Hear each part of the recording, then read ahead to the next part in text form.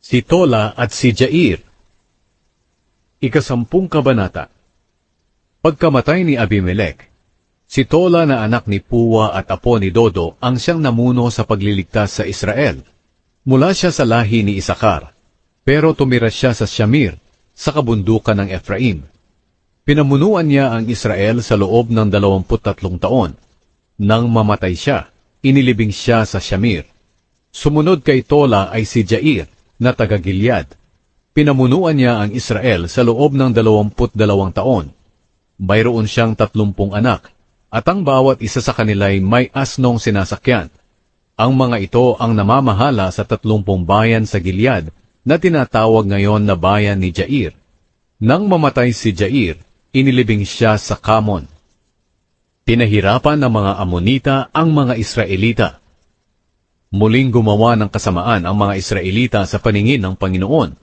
Itinakwil nila ang Panginoon at sumamba sila sa mga imahe ni Baal at ni Ashtoreth, at sa mga Diyos-Diyosa ng Aram, Sidon, Moab, Ammon at Filisteo.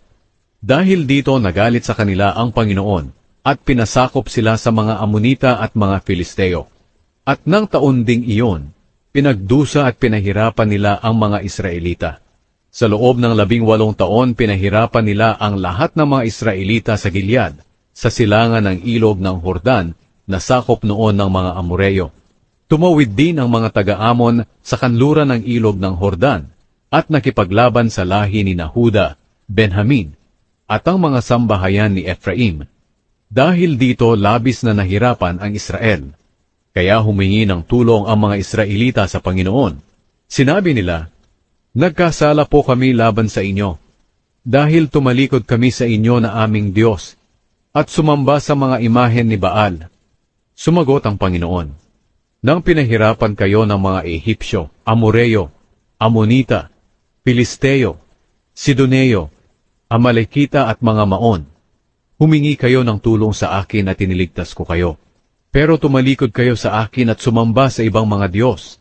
Kaya ngayon hindi ko na kayo ililigtas.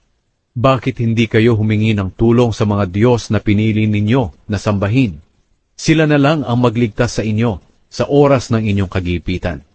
Pero sinabi nila sa Panginoon, "Nagkasala po kami sa inyo, kaya gawin nyo ang gusto nyong gawin sa amin. Pero maawa po kayo, iligtas nyo po kami ngayon." Pagkatapos, itinakwil nila ang mga Diyos-Diyosa nila at sumamba sa Panginoon. Kinalaunan, hindi na matiis ng Panginoon na makita silang nahihirapan. Dumating ang araw na naglaban ang mga Amonita at mga Israelita. Nagkampo ang mga Amonita sa Gilead, at ang mga Israelita sa Mizpa.